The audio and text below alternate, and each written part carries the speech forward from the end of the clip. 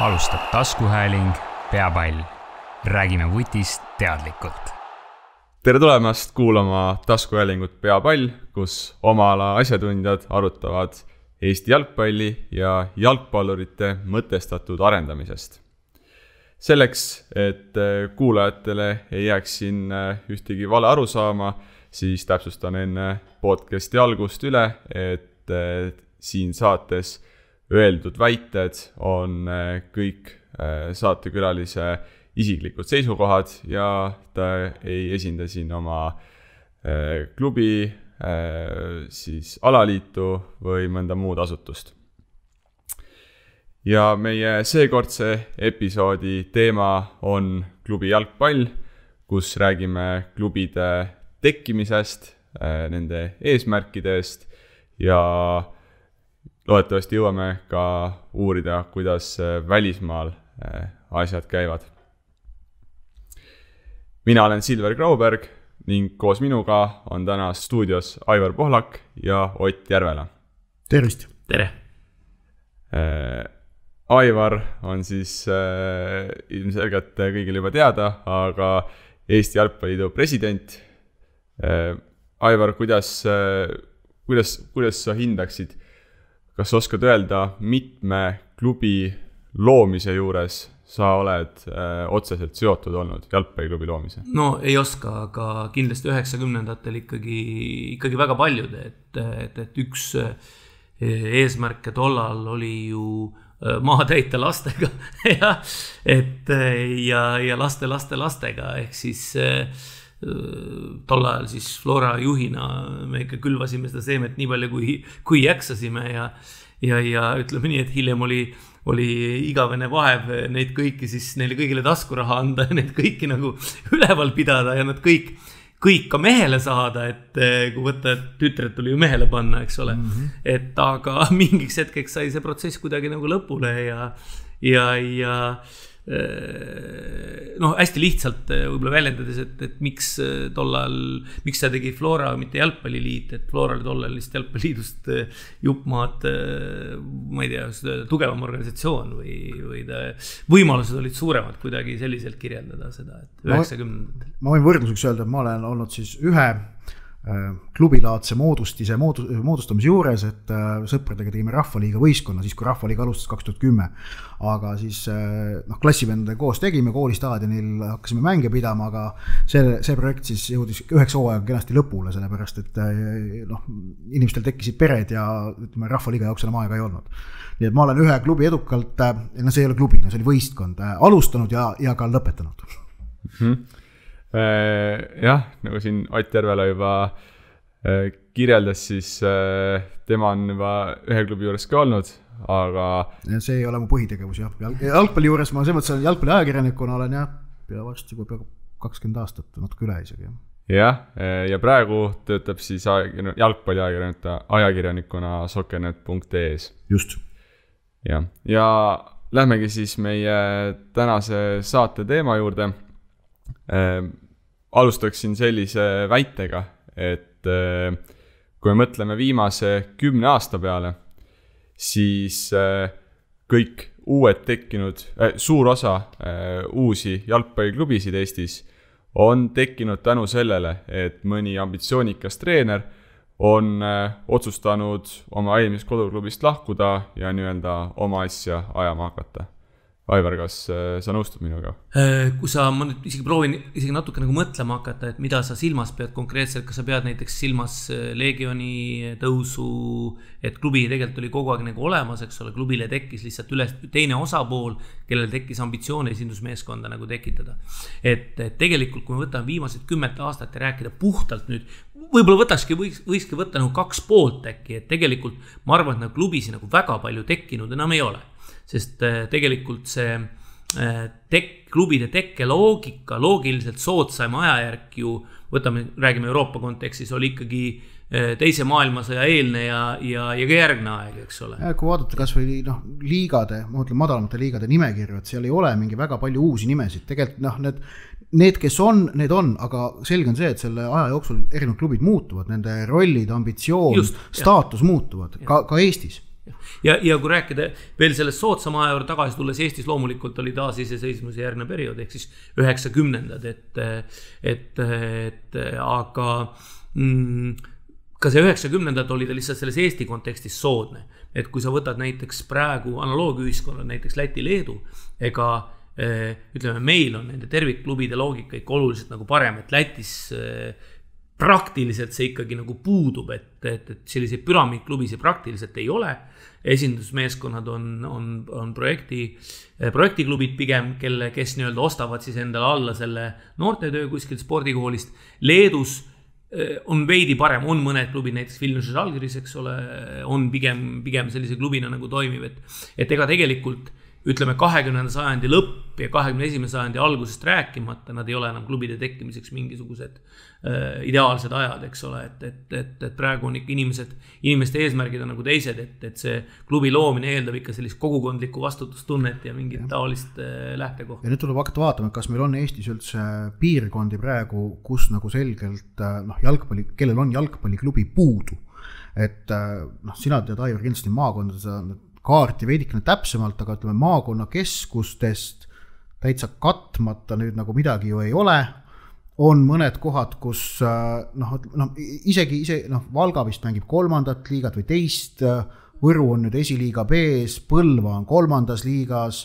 Ida-Virumaale ilmselgelt on nagu paistab, võiks olla seal natukene rohkem ruumi, näiteks Narvas peaks olema kindlasti, ma arvan, teine klubi ka Transi. Ida-Virumaal võiks olla, ütleme, seal on ka puudu tegelikult kogu amatöörklubide loogika, et Ida-Viru selles mõttes on ikkagi, ta on ikka teistsugune keskkond. Aga mis on tekkinud on see, et näiteks viimase 10 aasta jooksul me näeme, kuidas Harjumaale, kuidas Tallinna on ju laienenud eeslinnadesse, siis Tallinna eeslinnadel pea kõigil on oma klubid, on Sakul, on Sauel, on Tabasalul, on Viimsil, unustasin mitu tükki ära ilmselt nüüd. Ei, aga need ongi need põhilised, aga kui tulla see sinu maakondade kaetuse juurde, siis 3-4 aastat tagasi näiteks Jalgpalliliit ühel perioodil tegeles väga selgelt sellega, et need maakonnad, kes ei olnud tippjalgpallis esindatud, et nii-öelda nendega tegime erilisi kohtumisi ja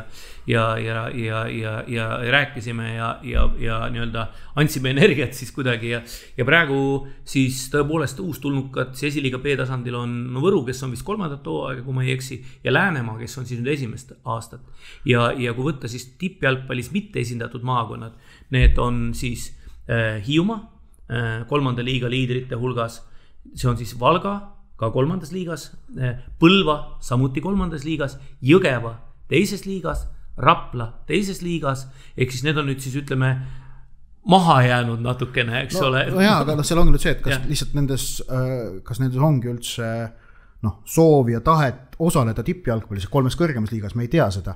Ja ilmselt vist üks mõte veel, et vist ainukene selline suurem asula, kellel nüüd ei ole enda jalgpalli sellist esindussatsi Eesti meistrivõistlustel, kas on Põltsamaa või? Mis on natukenegi suuremat sorti linn. Sa tunned, kui sa tead neid elanike arve, siis ma niimoodi ei oska ja võib-olla mõni veel, et ma ütleks, kui sa ütled Põltsamaa, ma ütleks siis Orissaare juba. Aga ma ei tea ju, eks ole.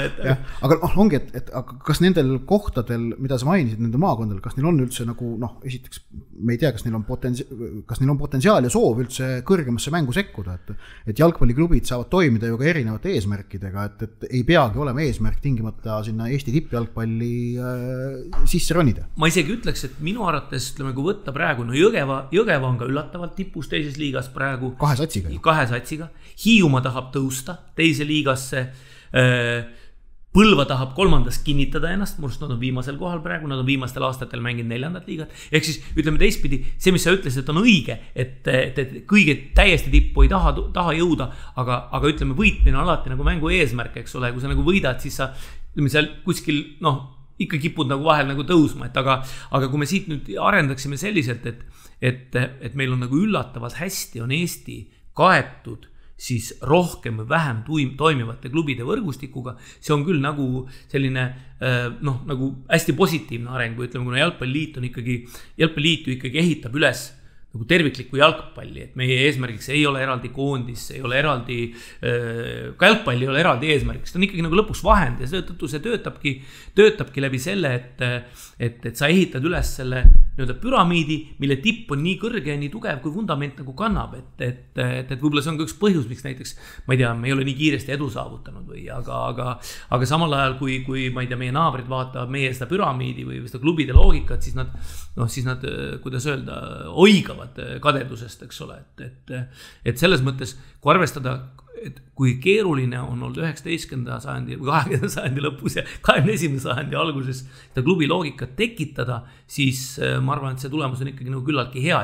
Isegi, ma ei tea, hästi korraks võib-olla põikame, et kui vaadata ka teisi Eesti pallimänge, et ega siis seal sarnast olukorda päriselt ju ei leia. Ei no sellist ja liigapüramiidi ei ole muidugi, et võrkpallis, käsipallis on see puhtalt ikkagi harrastuskond on niivõrd palju selgelt väiksem ja et sellepärast pole võimalik ja korvpall on lihtsalt ajaloo jooksul teinud mõnevõrra teistsuguseid valikuid, mis neil nagu välistab ja korvpallis minu meelest on ka see, ütleme nõnda, harrastusvõistluste osakaal on selgelt suurem, kui on jalgpallis. Et seal toimuvad võistlused, mis ei ole alaliidu egiidi all otseselt või mida alaliit nõnda annab enda jah, et jalgpallis on selgelt palju rohkem, peaaegu kõik on jalgpalliliidu mingit pidi egiidi all. No tegelikult kõik ongi praktiliselt Rahvaliiga kaasa arvatud, mis on muidugi maailma mastaabis on, kuidas öelda, selline küllaltki kummaline, aga jah, et ongi, et see on nagu üks koht tegelikult, kus nagu me ilmselt Euroopas näeksime seda, et Rahvaliigat et selle liiga enda seest kasvavad välja sellele liigale tegelikult juhtfiguurid, juhtfiguurid, kes panevad hakkavad seda süsteemi ise rakendama, jah, jalgpalliliit annaks neile siis ilmselt annab mandaadi, aga näiteks, et üks näide Inglismaalt, et ütleme Inglismaa liiga püramiidis ilmselt meie Rahvaliigaga võime seal võrrelda mingi 13-14 tasand või veel midagi sellist, aga seal on see, et need liigad valivad enda seest endale juhid, keda siis sealne jalgpalliliit lihtsalt usaldab, et seda piirkonda juhtima ja korraldab ise kõik distsiplinaarid, kõik muud asjad, et ei ole see, et Rahvaliigas juhtum läheb jalgpalliliidu distsiplinaarkomisjoni, aga okei, me oleme väiksem riik. Aga vaata, ja me liigumegi ülevalt alla paraku, et siin ei ole nagu midagi parata, meil oli enne koondis kui klubid, eks ole, hästi lihtsalt, eks ole, meil olid enne eurosarja kohad, kui klubid tegelikult naljaga pooleks kõneldes on ju, me liigume ülevalt alla, et ega me jalgpalliliidus oleme ikkagi aeg-ajalt arutanud ka seda, et kas on mingi hetk näiteks regionaalset tee või regionaalse kontori avamiseks, kes näiteks seda piirkonda hakkaks kureerima, et see võib olla mingil hetkel mingi teema, eks ole, aga samal ajal on ka tõsi see, mis sa ütlesid, Eesti on tegelikult nii pisike, et see annab selle võimaluse seda ka lõpuks Tallinnast neid protsesse nagu juhtida. Ja algselt Silver, su küsimuse tagasi minnes, kus need uued klubid võiksid tekkida või miks nad tekivad, et ilmselt need Eestisse eriti palju enam ei teki, aga just nimelt nad muunduvad või aeg-ajalt äkki isegi hargnevad või lähevad kokku, moodustavad mingid, moodustuvad kooslused, mis on tolles ajahetkes tollele seltskonnale sobivamad. Ja just täpselt, ja ambitsioonid muutuvad, eks ole, et see sama, ma ei tea, kas sa mõtlesid seda, mis ma tõin Leegioni näide, eks ole, et seal lihtsalt ühel hetkel tekkis teine juhatuse liige, kellel oli selline ambitsioon, jällegi, me tegelikult täna ei tea näiteks vastust, et kui pikalt see ambitsioonist kestma jääb, eks ole, sellised, kui mõne teiste klubide ambitsioonid sa võid öelda, et nad on juba, kuidas öelda, klubi küljes kinni, eks ole, siis seal see ambitsioon on ikkagi täna persoonipõhine, näiteks, eks ole, et jah, samal ajal kui hakata praegu niimoodi mõtlema, et ega ma nagu väga palju isegi siit tipp 3 liigast ei oskagi nagu leida, pigem need ambitsioonid on ikkagi igal pool juba enam-vähem nagu klubipõhised, eks ole, ja selliseid, ütleme nii, et kuhu taha võiks küsimärke panna, ega neid nagu väga palju ei ole, see stabiliseerub ja see ongi nagu väga-väga tähtis, eks ole, et jah. Väga pikk sissejuhatus juba. Selline lühike sissejuhatus. Aga ma sain sellise vastuse siit, et tegelikult Eesti kaart sisuliselt on juba küllaltki hästi kaetud erinevate klubidega ja teie hinnangul nagu uusi klubisid väga tekkinud ei ole. Just selle põhjusel ka, et tegelikult see piirkonnad on nagu kaetud ja sinna ei ole nagu väga sellist ruumi, et pigem nagu kas üks tõuseb, teine langeb, natukene liidetakse, kuskilt tuuakse mingid treenerid kokku ja nii edasi, aga ei tegelikult ruumi jällegi on kindlasti alati, et kui nagu mingil seltskonnal tekib huvi kohas, kus juba üks klubi on olemas, aga neile too klubi ei sobi, nad teevadki enda klubi. See on nagu muide, Jõgeval ongi see teema natuke näiteks. Aga see on nagu see ei ole mitte ainult jalgpallis, see on igas valdkonnas, eluvaldkonnas täpselt samamoodi, et kui nagu sulle sind huvitab mingi tegevus, mida juba üks MTÜ kureerib, aga sulle see MTÜ mingil põhjusel lihtsalt ei sobi, ei klapi keemia, sa teed ise teistsuguse kõrvale, ise elu juba näitab, kas te olete konkurendid, kas te leiate lõpuks mingi kokkupuutepunktid või mitte, et aga ja siis on ka see, et kas need ambitsioonid üldse ühtivad, on ju, et äkki ongi ühel nagu selgelt madalam ambitsioon, et ta teebki, me jalgpallis rääkides rahvaliiga tasemele satsi hoopiski. Jah, sellised väljakasvamine alati ja tegelikult nüüd veel mõeldes selle su küsimuse peale, siis oli vanasti veel mõned aastad tagasi, 5, 6, 7, 8 aastat tagasi ja varem veel enam, me otsisime ikkagi ise jalgpalliliiduna kaardi pealt neid valgeid laike ja käisime seal igasugune propagandamänge korraldamas, et ega selliseid neid laike nagu täna enam nagu väga ei ole. Meenuski mulle selline koht nagu Räpina näiteks, kus me käisime siis propagandamängu mängimas ja siis oli siuke tore vastuvõtt siis seal valla ja siis ka kohalike poolt ja siis aga siis järgmine päev käis seal Eesti Olümpiakomitee delegatsioon ja siis vallavanem sosistas kõrva Olümpiakomitee toonasele presidendile ja ta ütles, et ärge jalgpalli siia laske.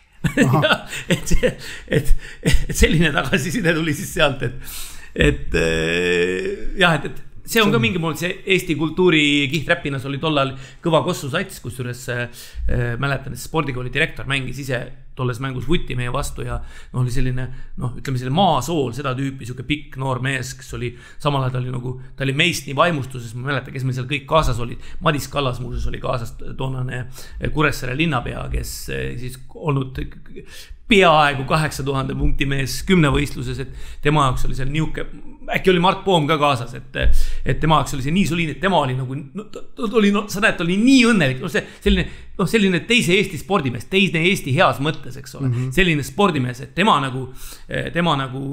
ei osanud nagu selle üle nagu muretseda, ta rõõmustas meie üle, aga võib-olla siis vallavanema kaudu järgmine päev äkki tema mure siis peegeldus Olümpiakomitee. Üks koht, millest mis nagu võib märkida, kus nagu võiks tegelikult uusi klubisid tulla, aga kust vist, ma mõtlen just nüüd siis meistrivõistluste liigasüsteemi, aga kus vist väga ei ole tulnud, on ikkagi, et rahvaliigast ei kiputa ülesse tulema. Ei, tulevad. Ütleme nii, et võib-olla ei tule nii palju, kui me tahaksime, aga võib-olla me tahame liiga palju. Me võib-olla tahame, et nad täidaksid selle 4. liiga augu kohe ära, aga ma julgen pakkuda selline 4 tükki per aasta ikka tuleb, mis on tegelikult ju hästi tuldud, et võib-olla ma ka eksin, aga kogu aeg tuleb.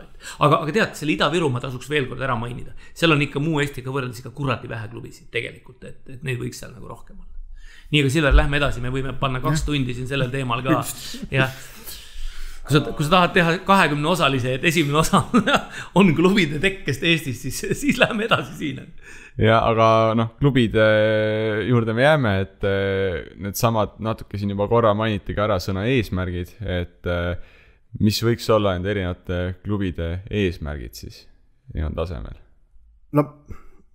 Minu mõelest ongi, et Eesti on selles mõttes nagu üha rohkem, mulle väga meeldib põhjamaise mõtteviisiga koht, et kui nagu sporti tehakse, siis eesmärk ei pea tingimata olema see kõige kõrgem tase ja meistriks tulek või medalite võitmine, et kui sa teed sporti tasemel, kus sa ei ole vabariigi kõrgliigas, siis see nagu ei olekski nagu päris sport, et sellest saadakse aru küll, et võib teha hoopis teistsugute eesmärkidega nii sporti kui ka klubid tegutseda, ehk et me vaatame, klubidel ongi ju tegelikult ka erinevaid, ütleme, kas siis kõrvaleesmärke või ütleme, see kandev telg ei ole mitte tulla Eesti meistriks või mängida Eesti kõrgliigas või midagi muud, et Mart Poom on ju kordalt öelnud, Nõmme Unitedi esmane eesmärk on olla väga hea kasvatajaklubi, ilmselt vist Eesti kõige parem kasvatajaklubi. Siis teine asi, mis nagu klubidel kahtlemata on võimalik olla, on selle piirkonna või siis kogukonna identiteedi selline kandja või firma märk, nii jalgpalli sees, Eesti spordiväljal kui ka tegelikult isegi laiemalt, et jalgpalli seest ma arvan, et näiteks mul on tunne, et Vändra Vaprus on üks selline väga nagu tubli sats või klubi, kes nagu klubi just, kes hoiab nagu Vändrat kaardil jalgpalli sees või. Ja on üks väheseid asju, mis Vändral on veel ette näidata, on Rein Taaremäe ja Tanel Kangert, aga nende Vändraga seostamine ei ole niivõrd sage, eks ole. Anger ja kasvandus on seal nüüd äkki. Okei. Aga samuti, siis vaatame Eesti nagu spordivälja veidikene laiemalt, siis käsipall on Põlva kaubamärk, saalihoki on Jõgeval kaubamärk, käsipall on Kehral kaubamärk, Raplal on noh, vahepeal oli korvpall neil väga selgelt nagu nende see kaubamärk, no nüüd see Rapla Kossusatsil on veidikene keerulisemad ajad olnud, aga et ühesõnaga sellisel piirkondlikul klubil on võimalik saada, vaata, et isegi Eesti tasandil oma kaubamärgiks. Ja Kuressaare võrkpall. No Saaremaa võrkpall, ütleme jah, Saaremaa võrkpall. Et seal see, kuidas nüüd Saaremaal see võrkpalli ja jalgpalli omavaheline noh, kuidas öelda, suhted on või kas need suhted puuduvad ja kuidas need nagu klubid pigem puuduvad, et jah, täiesti nagu vist erinevad Saaremaa võrkpallil puudub minu arust kas Saaremaa noorte võrkpalliga tegelikult suhe, eks just, et Saaremaa noorte võrkpall tegutseb Saaremaa võrkpalliklubist eraldi on ju, et Kuressaare tegutseb püramiidina, aga noh, teine asi veel ka see, et ja on võimalik ju saada ka selliseks noh, näiteks minu arust Viljandi tulevik on ilmselt asi, mille kaudu praegu Viljandi on vaata kõige rohkem sel suvel olnud Eesti ajakirjanduses suures uudispildis, et noh, Viljandi folk kahjuks jäi ära ja noh. Oleks sama võrdluse kohe toonud. Ja noh, samamoodi Nõmme Kaljust on saanud selline Nõmme esindusfiguur tegelikult. Üks väheseid asju, mis hoiab meeles seda, et Nõmme oli omal ajal eraldi linn. Et noh, okei, Kleeni kuju on seal Nõmme turu juures ka ja veel muud asjad, aga noh, Nõmme Kalju sümboliseerib tegelikult seda, et Nõmme oli eraldi üksus. Ja mulle see küsimus... mõni aasta tagasi, noh, õudselt, vaat kui Infonetile vaja nime vahetada, seoses selle, et eurosarjas keelati ära, mul jõudselt kahju, et nad võtnud nende nimeks FC Lasnamäed. See oleks olnud, ma arvan, äkki see oleks andnud neile jõudu rohkem edasi tegustada. Jah, siit võtan korraks. Selline, vaata, piirkondlik identiteet annab sellele klubile sageli jõudu juurde. Tead, mida meie pakkusime? Neile jalgpalliliiduna me pakkusime neile taastage omaaegne klubi Estonia. Ja sellel oleks olnud 2 paralleeli, et see oleks olnud Eesti venekeelne nimi.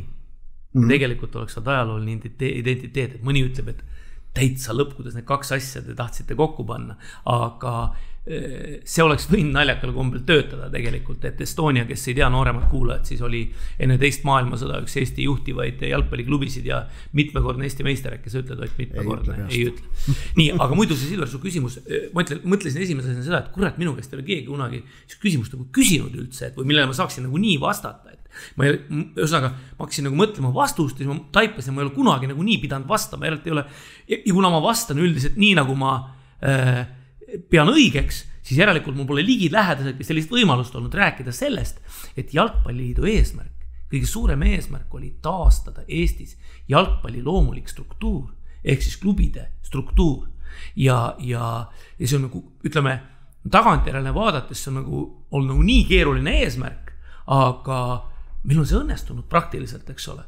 Ja läbi selle siis saavutada, et sa lood, läbi selle sa lood kogu selle jalgpalli liigapüramiidi, eks ole, ja sa taastad tegelikult jalgpalli, mida me tegime, taastasime jalgpalli loomuliku struktuuri, nii nagu ta oleks olnud siis, kui peale 30-40 aastat peale teist maailmasõda oleks jalgpall saanud loomulikul moel areneda. Tõenäoliselt oleks olnud natuke teistsugused klubid, eks ole, kuigi ka on ka seda loogikat järel, eks ole, nagu Nõmme Kalju ja Viljandi tulevik ja mis siin veel, Flora ka isegi tegelikult, eks ole, oli enne teist maailmasõda ju olemas. Ja saada edukaks läbi selle, et sul on loomulik struktuur, mis toimib loomulikul moel. Ehk siis see tähendab seda, et kõigepealt on sul nagu see, ütleme, keskkonnana pean praegu silmas liigasüsteemi ja siis, et seal liigasüsteemis on klubid, mis on omakorda püramiidid ja tervikud, eks ole, püramiidklubid. Et ehk siis järjest rohkem sa näed, et kui tegelikult loomulikul moel, kui seda poleks eesmärgina püstitanud, siis seda tõenäoliselt poleks juhtunud. Sellepärast, et analoogkeskkondades ja teistel spordialadel pole seda nagu iseenesest juhtunud, eks ole. Ja see, ütleme nii, et ma ei... Ja siis tähtis on seal see, et see struktuur on piisavalt tugev, et seal sees klubid saavad, ütleme, üles-alla liikuda, see üles-alla liikumine toimub nagu loogiliselt, mitte forsseeritult. Ei, forsseerida saab, aga ei saa teha sellist asja, aga ei saa teha seda asja, et ostad endale koha kõrgliigasse või midagi muud säärast. See enam õnneks reaalne ei ole. Ja siis selles püramiidis iga klubi võtab koha sisse alguses vastavalt oma ambitsioonidele. Taseme tõusuga ambitsioonid asenduvad võimetega, ehk siis vastavalt reaalsele võimekusele. Ja muuseas näiteks selle aasta solidaarsusmehhanismid minu arust kirjeldavad nagu hästi ära selle, et kuna majanduslikud tingimused võrdsustusid veidi, ütleme, aga võrdsustusid mõnevõrra, siis kompetentsi tähendus kasvas kohe. kompetentsi olulisus tulemuses. Jah, tulemuses, eks ole. Et ehk siis see on selline nagu hästi pikk protsess, mis lõpuks ütleme nii, et täna ta on endiselt võib-olla mingit pidi komplimendi praegu Sandri Postile. Muuhulgas näiteks, või ütleme laiemalt siis Viljandi tulevikule, kuna sa ise juba selle tõid. Me Ott leppisime kokku, et me väga personaalseks ei lähe, eks ole, et oleme positiivse poole pealt ju võib, aga siis äkki tunneb ennast ka keegi puudutatuna, et ehk siis selline on nagu see loomulik ja loogiline areng, kus veel praegu, ma ütleksin, domineerivad pigem ambitsioonid. Ma ei kritiseeri, ma kirjeldan lihtsalt, milline see olukord on, aga ajapikku kasvab see üle selleks, et hakkab kompetents, võimekus, ma ei tea, töötahe, ma ei tea, innovaatilisus, see ei ole mitte nüüd see, et viid kõik üle IT põhiseks, vaid see, et kuidas sa suudad nagu leida siis nagu oma nägu ja seda nagu realiseerida, eks ole.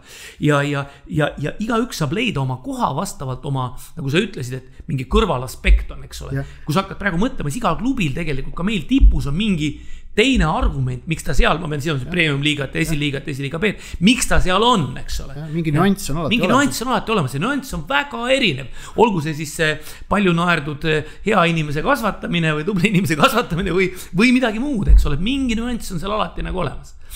Ja see loobki selle spektri, eks ole, mis siis selles väikses Eesti kogukonnas, ühiskonnas, siis see nii-öelda, siis igaüks võtab nagu ära oma ruumi.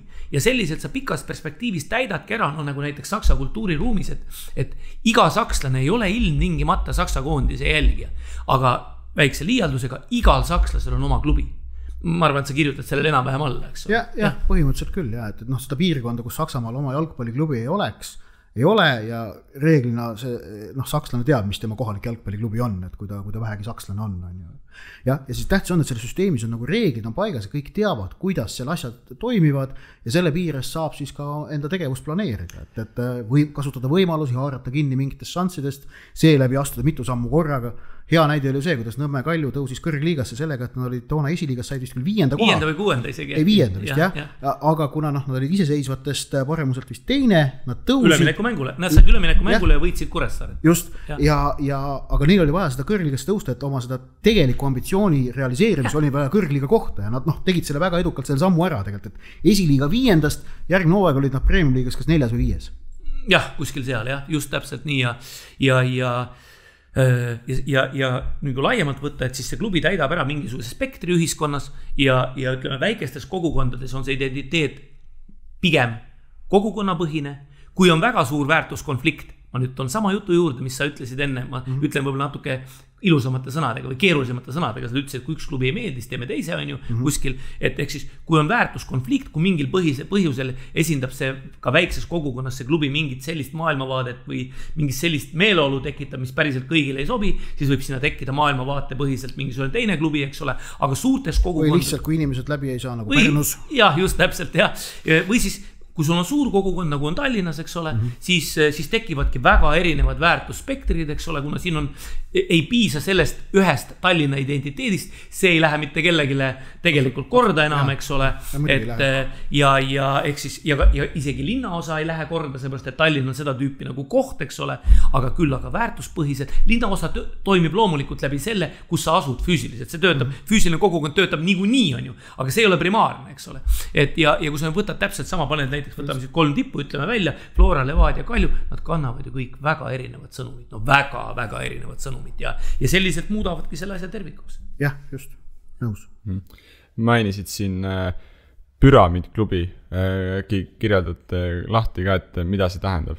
Jah, me rääkisime sellest nii-öelda enesest mõistetavalt, aga Ott rääkis. See on terviklik klubisüsteem, et kus sul on ikkagi esindusvõistkonnale järgnevad alumised astmed, aga muidugi see üles peaks seda ehitama, on ju vastupidi, Eesti siis käis kõik tagurpidi, et ennem tehti esindusvõistkond, sinna hakati siis neid astmeid allapoole ehitama, aga näed, mida nagu terviklikum see püramiid on, seda kindlamal alusel see klubi seisab, ehk et see nagu ongi eesmärk, et kui ülemise tasandiga midagi juhtub, et siis see alumine vundament on piisavalt tugev, et sellel ülemisel tasandil on näiteks ülemine tasand, mingi majanduslik krahh tabab või on erinevaid asju, mis võivad juhtuda ka jalgpallis.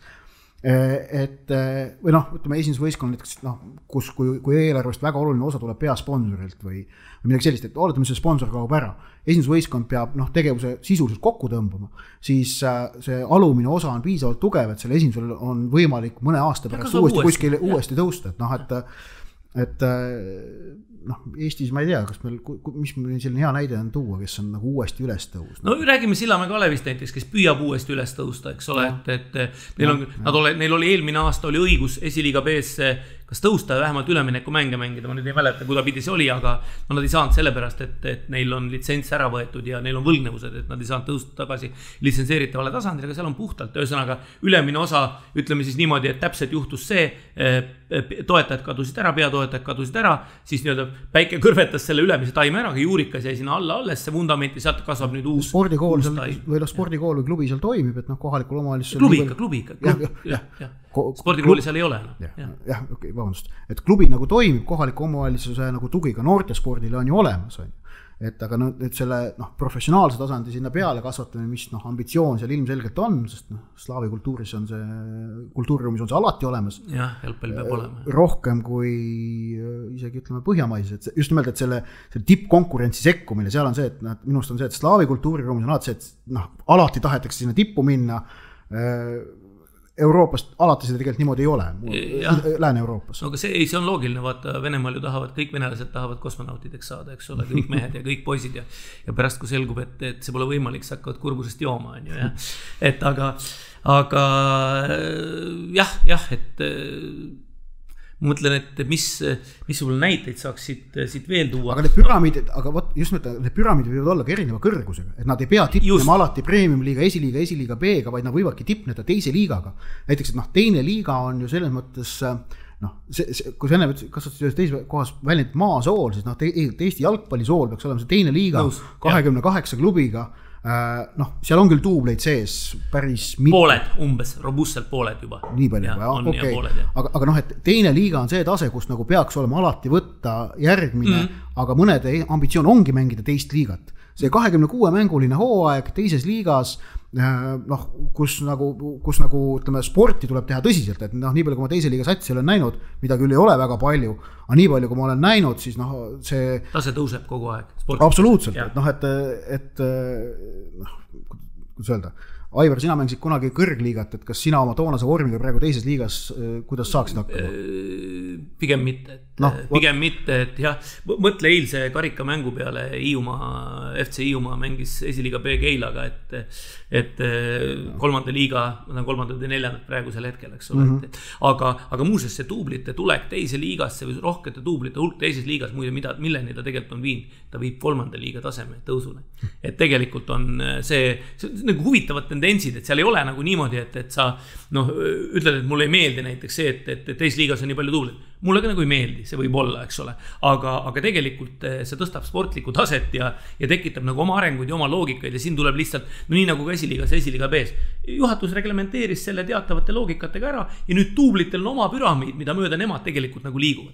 Aga need näite, mis ma veel tahtsin tuua, on see, et sa ütlesid nagu hästi, et püramiid on erineva kõrgusega, tegelikult nad võivad olla ka erineva tihedusega, eks ole, seal võib olla ka veel oma naiste püramiid, eks ole, sees, seal püramiidil võivad olla ka, ütleme siis nagu jalgpalliliit kirjeldab siis sellist topeltpüramiidi, eks ole, see on siis nagu tippjalgpall ja harrastusjalgpall, kus püramiidi alumised osad jooksevad nagu omavahel nagu kokku, aga ülemised osad kõrguvad nagu eraldi, et tegelikult ka ütleme siis nagu ühes kõige võimsamas klubipüramiidis peaks olema teil ka samasugused loogikad. Mitu tippu, eks ole, et või siis näiteks naiste tipp on näiteks teine. Ja kõige ideaalis kogu see klubipüramiid käib siis oma neid esindusvõistkondi nii meeste kui ka naiste oma vahel ka harrastajate oma üheskoos toetamas täpselt, jah. Ja ütleme siis ka, kui see klubipüramiid on nagu väga võimas või ütleme siis, mida võimsam ta on, seda rohkem kasvab sealt ka välja siis ütleme väiksemate klubide jaoks siis mängijaid, kes hoiavad üleval nende sportlikku taset, näiteks esindusvõistkondades,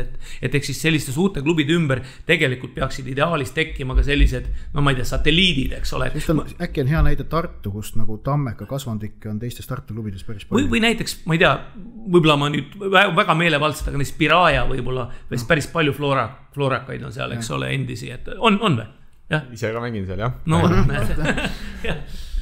Ehk siis terviklik klubi on teie jaoks see, kus on olemas noortetöö, siis muidugi esindusvõistkond, mis on see püramiidi tipp ja lisaks ka kas kogukond ja kas seal teie hinnangul peab olema ka naiste jalgpalli esindatud? See sõltub selle klubi suurusest ja ka klubi eesmärkidest, et kõrgliiga klubil, kui me räägime kaasaegsest normaalsest Euroopast, muidugi peaks naiskond olema. Eestis, meil on seis see, et mõned kõrgliiga klubid täidavad seda nõuet, mis jalgpalliliidul on moe pärast. Õnneks päris mitu võtab seda asja tõsiselt. See on nagu, tegelikult on see nagu, kuidas öelda, eelmine 2019 naiste jalgpall sai maailmas väga palju tähelepanu seoses MM-iga ja põhiline õppetund, mis seal minu meelest sellest 2019 naiste jalgpallis maailmas oli, on see, et naiste jalgpallis peitub tohutu potentsiaal ja need tippklubid, olgu nad siis maailma, Euroopa, riiklikul tasandil, kes seda ei proovigi ära kasutada, on lihtsalt rumalad. Jah, nõus. Muuseas ma eile Kuressaare Kunstpuru väljakul vaatasin, mu tütar käib siis FC Kuressaare U17 treeninggrupis, kuigi ta sai mõni päev tagasi 13 alles, aga ja siis Flora peatreener Aleksandra Ševoldaeva viis läbi Kuressaare esinduse U17 treeningut, ehk siis tõi kultuuri kihti sinna nagu laiendas ja ma ütleks, väga huvitav protsess oli, et ma olen läbi tütre mängimise, mis seal naiste jalgpalliga nüüd saanud märksa sinamaks sõbraks, ja ehk siis ma kirjutan ka Oti öeldule selgelt nagu alla, aga ma rõhutaksin Silver seda ka, mida sa ise ütlesid, jooniksin veel kahekordselt alla selle, et tegelikult täisklubi püramiid koosneb ka ikkagi sellest kogukonnast või ütleme niimoodi, et kui me ütleme, et püramiidiks nimetame sportlikku poolt, siis see kogukond on seal nagu selle püramiidi nagu ümber, eks ole.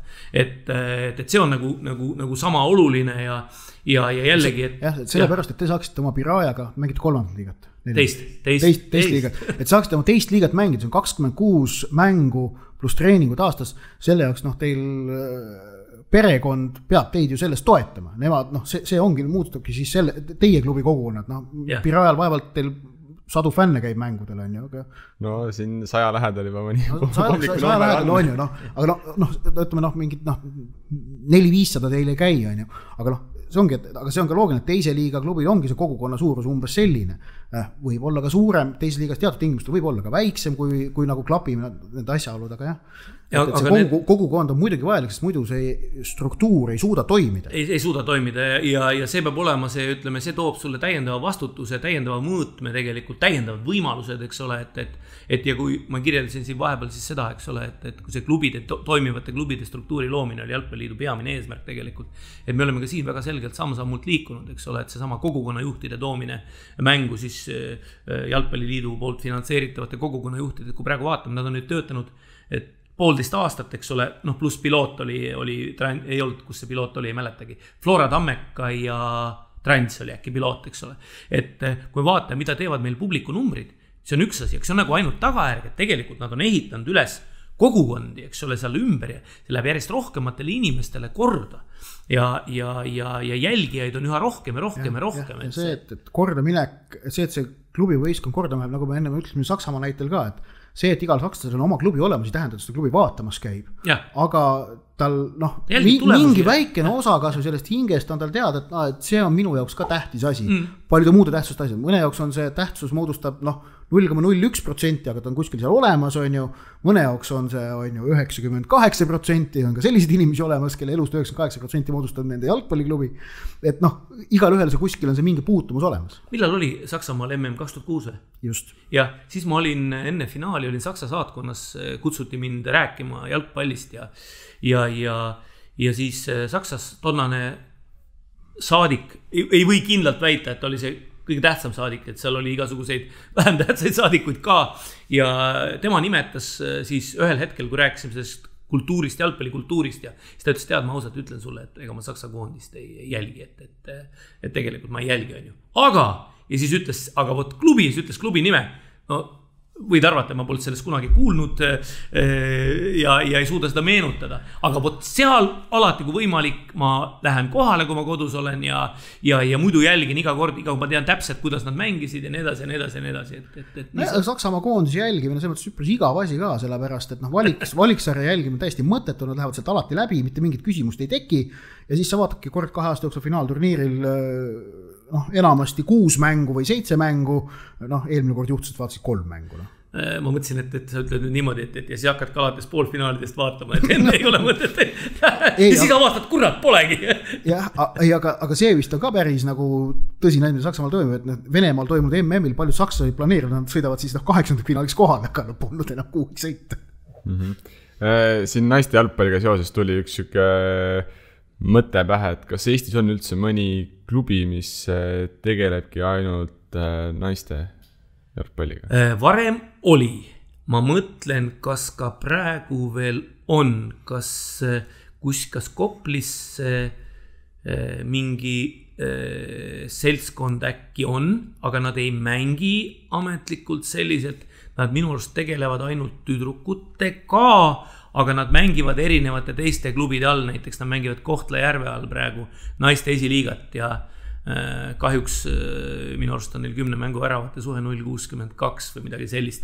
Aga ma mõtlen, kas on mõnda veel. On klubisid, kus naiste jalgpall on domineerivas positsioonis, näiteks Põlva Lootus, kelle esindusnaiskond on praegu naiste meistriliigas äkki 4. kohal, võib-olla 5. kohal, 4.-5.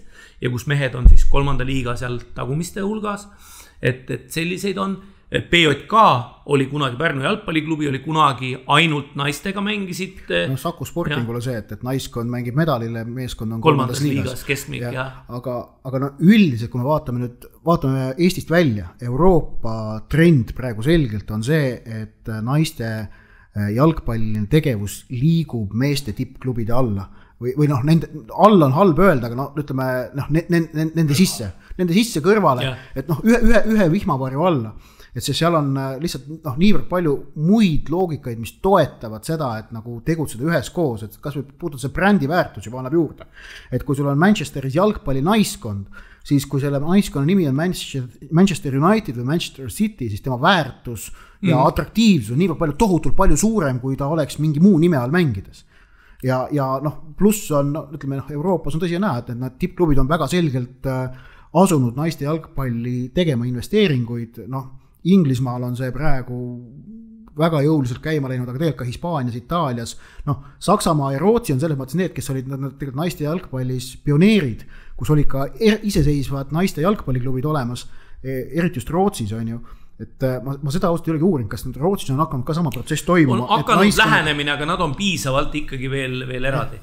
Muuseas, mulle meenus üks siiski juba nime poolest klubi, mis saabki tegeleda ainult naistega, et Saaremaal on nimelt selline klubi nagu jalgpalliklubi Saare Piiga, et seal, kui poisid mängivad, siis ei saa ju ergutada, et piigad on ju, aga seal on see loogika, et poiste poole peal on lihtsalt jalgpalliklubi leisi, et ehk siis võib-olla praegusel hetkel selline võib-olla ainuke jõulisem jälg, ma ei mõelnud ühtegi teist välja, kes ainult tüdrukutega tegeleks. Aga sama see nähtus, et naiste jalgpallise tegevuse liikumine nende tuntud maailmanimede klubide alla, see on ka järjekordne näide sellest, kuidas klubimaastik või jalgpalliklubide maastik sõltuvalt ümbritsevast ruumist muutub ajas, ja kohaneb, kuidas nagu on mõistlikum tegutseda.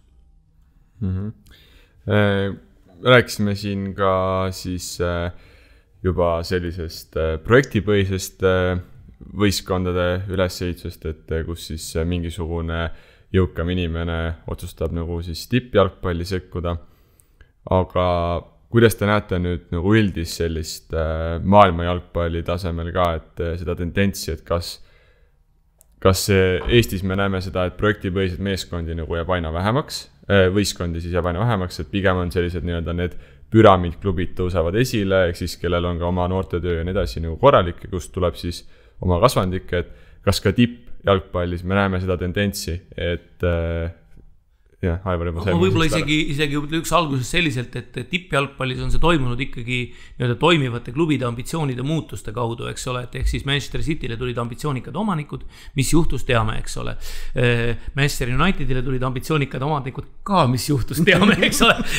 hästi võib minna halvasti, et noh, et PSG samamoodi ja nii edasi, et päriselt seal maailma jalgpallis, ütleme, me ei saa nimetada neid projektipõhisteks klubideks, et seal tulevad ikkagi, Abramovich tuli Chelsea'sse sisse, ta ikkagi püüdis teda ehitada toimivaks klubiks väga, väga selgelt, eks ole, et jällegi rohkem või vähem see õnnestus, eks ole, loomulikult tipus ta ju kogu aeg on, või tipu lähedal, et see on nagu ise küsimus, aga seal toimub pigem see ambitsioonide ja see muutus, eks ole, et kuidagi selliselt, et sellepärast, et suurtel turgudel,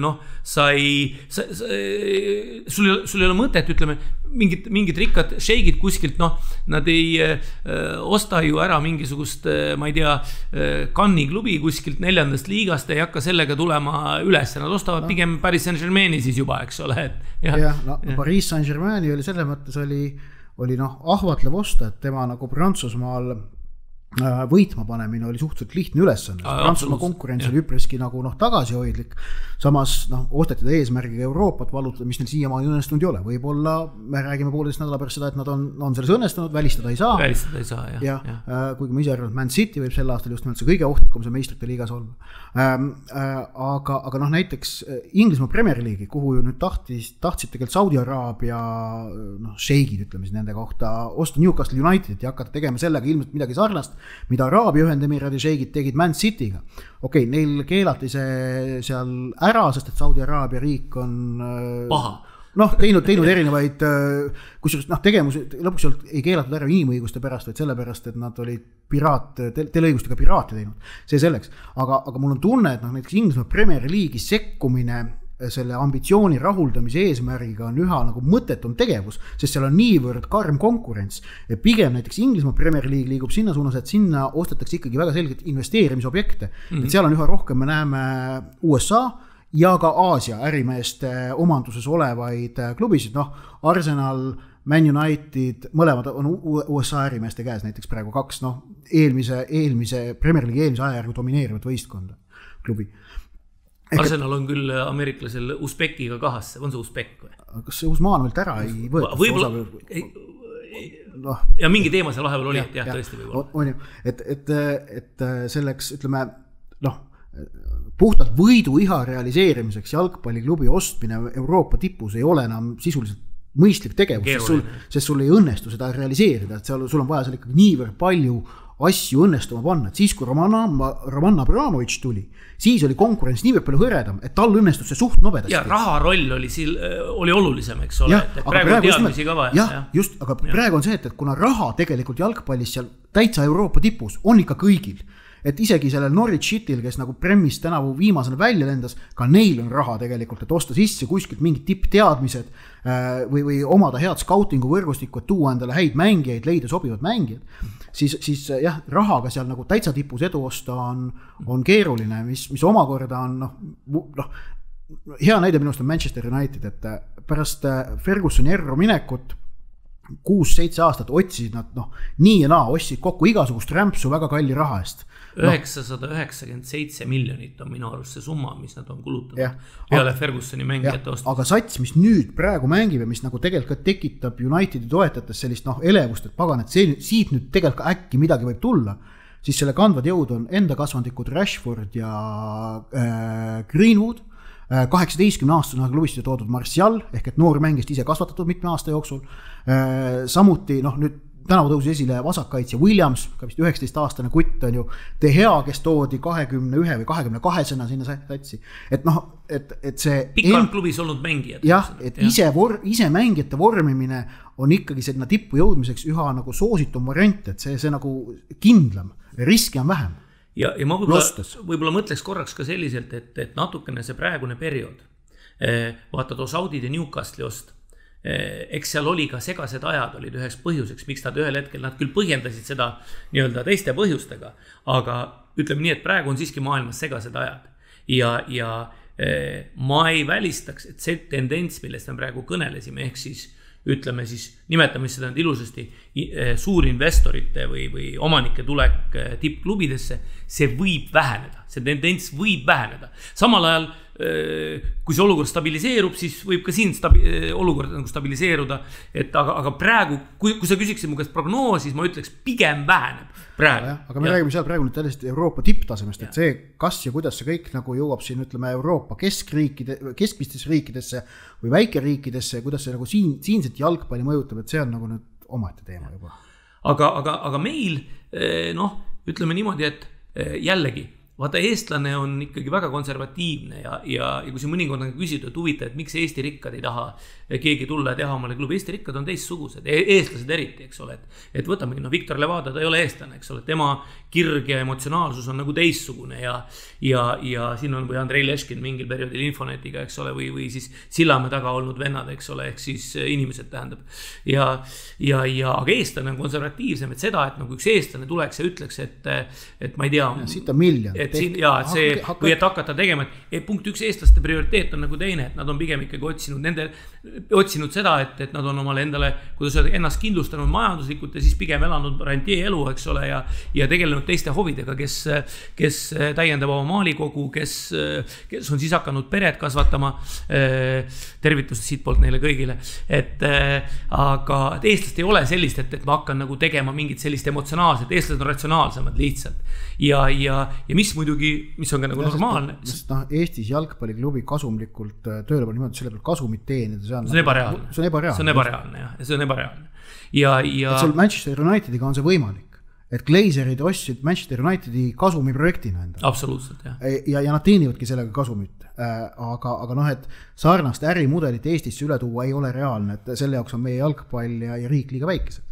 Ja just pluss selleks on liiga palju raha ja pluss selleks on väga palju teadmisi. Et jalgpallilisi teadmisi, need asjad ei käi alati nagu käsikäes. Ega meenutame ka Manchester Unitedi kulutatud 997 miljonit eurot, eks ole. Ja, just, mis ei garanteeri mitte midagi. Ja samamoodi on see ka siis, ütleme siin meie väikesel tasandil. Et oletame, et keegi tuleks, ambitsiooniga, ma kindlasti tahan viia oma klubi Euroopa Liiga alagrupi turniirile Eestis.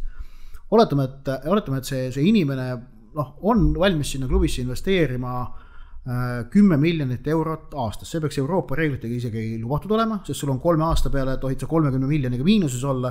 Kui sa iga aasta paned 10 milli sisse, siis see on lubatud. Jah, aga neil on, okei. Oletame, et sa paned Eestis 10 milli sisse enda sellesse kõrgliga klubisse, aga see 10 miljonit ei taga sulle Euroopa Liiga alagrupi turniiril jõudmist mitte mingi variandiga. Sellepärast, et sa muidugi võid sinna jõuda, kui nagu võistkond mängib hästi ja loosiga väga kehvasti ei lähe, aga garantiid on seal nagu ikka väga kaugel, et me räägime 50% šansist. Ja nüüd on see, et just nimelt nagu, ja ratsionaalne ärimees säärast otsust kindlasti ei tee. Kui ta on emotsionaalne ärimees, ärimees, see võib olla, ütleme, investor on parem sõna öelda, ei pea olema ärimees, on ju. Siis ta võib muidugi seda teha, aga neid emotsionaalseid investoreid pigem on, neid emotsioone on võimalik leida ka muudest valdkondadest kui jalgpall. No ma ei tea, võtame ka veel sellised, ma ei tea, kui palju on Eestis inimesi näiteks, kui võtame samast sinu 30 miljoni näite, eks ole. Et ütleme niimoodi, et kui inimese nagu, ütleme, see emotsionaalse, ratsionaalse tasakaal on enam-vähem paigas, et kinkida 30 miljoni näiteks ära selliselt, et sa tohutu jalgpallifänn, palju sul tegelikult siis peaks raha olema? Ma arvan, 300 peaks olema umbes vaba raha, eks ole. Kui palju on üldse Eestis inimesi, kellel on 300 miljonit vaba raha, kas üldse on selliseid inimesi? Et see on ka nagu, vaata, Venemaal ja Araabia maades on need inimesed olemas tegelikult, eks ole.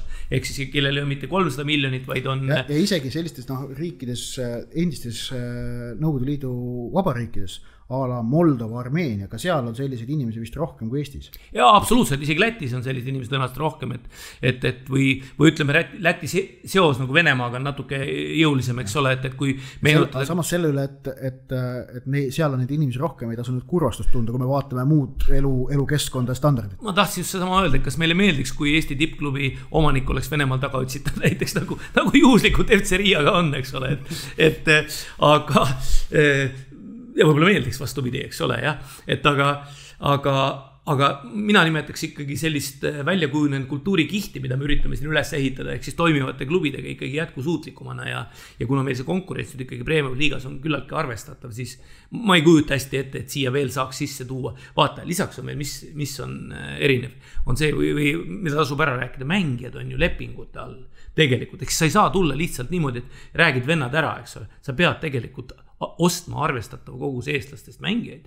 UEFA litsenseerimise loogika ütleb, et sa pead olema selleks, et üldse mängida litsenseeritavates liigades, sa pead olema 3 aastat olnud liidu liige kõigepealt, eks ole. Et ehk siis, tegelikult sa pead hakkama alt tulema või siis ostma olema kannatlik, aga jällegi, see samas jällegi, et hakata 4. liigast tulema ja iga hooajaga ühe liiga taseme võrra tõusta, ütleme, esiliiga B-sse jõudmine ilmselt ülearu keeruline oleks mõistliku rahasumma. Kas Leegion hakkas tulema 3. või teisest? Vist 3. Paide ju hakkas tulema 4. liigast. Paide tuli ju selle kumakesega tuli sealt Ludinal alt. Ta ju tuli kuni, kas suli meistriliigani tuli aasta liiga? Ei ütle peast sulle. Jah. Et nii, et see on, loomulikult on see nagu võimalik, aga need loogikad on nagu teised, sa pead tohutult armastama. Ja see on muutunud, aga samas on selge see, et see on praegu oluliselt keerulisem, kui see oli sel ajal, kui Paide mängis. Absoluutselt. Ja põhjus on siis see, et Eesti nagu kogu klubisüsteem on muutunud selgelt väga palju nagu orgaanilisemaks, et kõik on omavahel üha loogilistemas seostes. Ja sinna sisse siis enda selle koha leidmine, kuna konkurents on ka, siis ongi keerulisem. Nii, saateaeg hakkab meil vaikselt lõppema. Võtame selle teema kokku. Ott, mis sulle siit kõlama jäi? Mis minu jaoks nagu on klubi spordi arendamisel on nagu võtmesõnad on see, et mida rohkem on orgaanilisust ja vabatahtlikkust, seda tugevam tegelikult on kogu see süsteem. Nii see konkreetne üks klubi, kui ka see keskkond, milles see klubi tegutseb nii siis sportlikus mõttes kui ka ühiskondlikus mõttes. Sest mida rohkem on vaba tahet, sest see on see kõige vaba tahe ja vaba aeg on muutunud ju üheks väga väärtuslikuks valuutaks tänapäeval ja kui inimesed on nõus seda panustama mingi spordiklubi tegevusse, me vaatame jalgpallimätt otsast on jalgpallitegevusse, siis see muudabki selle organisatsiooni tegelikult tugevaks, et kõik need muud asjad tulevad sinna siis loogilisel moel külge lõpuks. Aivar? Ja minu kokkuvõtte, ma võtaks selliselt kokku selle, et mulle väga selle nurga alt see vestlus meeldis, vaata sellepärast, et selle nurga alt räägitakse asjadest harva ja tavaliselt räägitakse tulemustest ja nähakse seda kõige, nagu mingit vaadatakse ülemist nagu tippu. Aga minu arvates meie üldse kogu Eesti jalgpalli kõige suurem väärtus on see, et täna võib sellest rääkida. Et meil võib sellest selle nurga alt rääkida, meil on tegelikult õnnestunud ehitada üles jalgpallisüsteem ja ehitada seda üles ajastul, mil loomulikult toetavad mehhanismid tegelikult täiesti puudusid. Ja ma arvan, et nüüd, eriti veel, kui selle nurgalt nagu rääkida, oskavad nagu paljud vaadata, kui seda toimuvat nagu sellise nurga all, eks ole, et a la kogukonnajuhid järgmisest aastast, loodetavasti järgmisest aastast, noortetööjuhid, eks ole, ehitatakse väga selgelt loogilistel printsiipidel toimivat, loogilistel põhimõtetel toimivat süsteemi ja läbi selle soovitakse jõuda tulemuseni. Ja ütleme nii, et kogu jalgpallisüsteemi vaates on see nii, aga tegelikult on see ka klubipõhiselt vaadates täpselt samamoodi. Eks ma mõtlen, kuidas ma seda sõnastaks, et võib-olla tänane konkurents tipus juba sunnib neid, kes seal tipus tahavad püsida, hakata samamoodi mõtlema. Ja ei ole võimalik mõelda ainult tulemuspõhiselt. Ei ole võimalik. Sa pead mõtlema sa ei saa tulemust. Eesti jalgpallis tippu jõudmiks sa pead mõtlema ka laiemalt ja enda selle tähenduse ja mõjuvälja kasvatamiseks just nimelt hakake Eesti tippklubid, kes sellega ei tegele, et võtke endale naiskond südameasjaks. Näiteks üks moodus, aga seal moodusid on veel. Seal on nii palju asju, sul ei saa olla ainult esindusmeeskond, sul peab olema korralik duubel, sul peab olema seal all korralik noortetöö, sa ei saa ehitada üles ainult imporditud mängijatele oma edu, eks ole, see on nagu, ja selleks on ka need reeglid sellised, et motiveerida klubisid, ma nüüd räägin KTM-idest ja ETM-idest, eks ole, kuna jalgpalliliidu kaudu ja ka omavalitsuste ja lastevanemate kaudu investeeritakse noorte sporti meeletult raha. Ja kui see visatakse lihtsalt niisama maha, kui ei ole motivaatorid, mis sunniksid seda osa püramiidis korralikult tegema, siis ongi asjad sidasti. Ja minule praegusel perioodil nagu tundub, et sellised ka klubipõhiste loogikate täiustamine on praegusel ajastul nagu väga, ilma nimesid nimetamata, väga aktuaalne. Täpselt, mida Ott ütles, sa ei saa tipus püsida, nagu sulle asjad ei toimi. Ja tegelikult on täpselt, kui sulle asjad tervikuna ei toimi, ainult esindusmeeskond toimib. Ja täpselt samamoodi on ka see naiste pool, et see on tegelikult, see on võimas täiendav argument ja täiendav argument nii, ma ei tea, klubi siis, nimetame siis müümisel, eks ole, klubile tähelepanu saamisel. Üks on naiskonna samamoodi on ka just nimelt, et sul peab olema noorte töö ja need noored peavad teadma, et nad on just selle klubi mängijad, et nad peavad tahtma jõuda selle klubi esindusvõistkonda. Kui sa suudad sellise meeleolu tekitada oma klubi sees, see annab sulle meeletult jõudu nii hetkel esindusmeeskonnas, sellepärast, et noored hakkavad oluliselt suurema tõenäosusega käima seda vaatamas.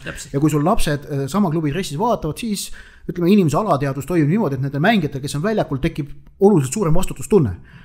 Oluliselt suurem, me räägime tippspordis, me räägime marginaalidest, mõni 2-3%, aga see võib sageli olla see, mis määrab lõpuks tulemus. Ja selliste väikeste asjade kaudu tegelikult lõpuks, sa mõjutad ka tulemust, aga just nimelt, et kuna sa tulemust mõjutadki nende muude asjade kaudu, sa pead nende muude asjadega tegelema. Ehk siis minu jaoks oli kokkuvõte ongi see, et mulle meeldis väga see, et me rääkisime täna jalgpallist, aga rääkisime asjadest väljaspoolt väljakut, et see tavaliselt harva õnnestu mul selliseid intervjuusid anda, et sellepärast oli see ka väga tore. Ja aitäh. See oli ka meie saate mõte, et rääkida, mida me võib-olla igapäevaselt ei näe. Ja ütleme omalt poolt suur tänu saatekülalistele ja muidugi ka meie kuulajatele, kellega loodetavasti kohtume juba järgmise episoodis. Nägemist!